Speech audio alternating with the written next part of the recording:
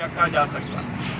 باوجود اس قانونی تقاضے کے وہ سارا پروسیس انڈیویجولی جو انہوں نے کروایا اس سے الیکشن ڈیلے ہوئے اور بالکل دانستہ طور پر کوشش کی گئی کہ پاکستان تحریک انصاف کی وننگ سیٹس کو کنورٹ کر کے اس کو ڈیفیٹ کا شکل دیا جائے.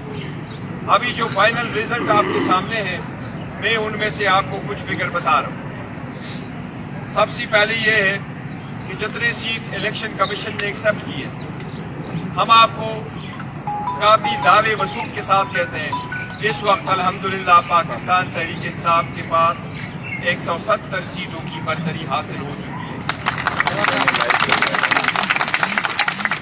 ان 170 سیٹوں میں قومی اسمبلی ان 170 سیٹوں میں سے 94 سیٹیں وہی ہیں جو الیکشن کمیشن ایڈمٹ کر رہا ہے.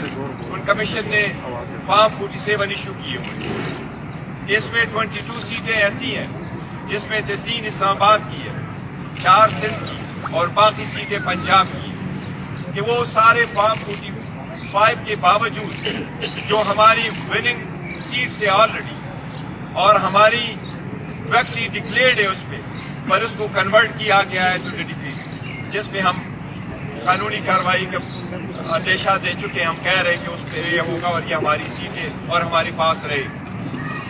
اس کے ساتھ ساتھ ٹوٹل باقی سیٹیں پنجاب میں ہیں. کے پی کے 45 سیٹس میں سے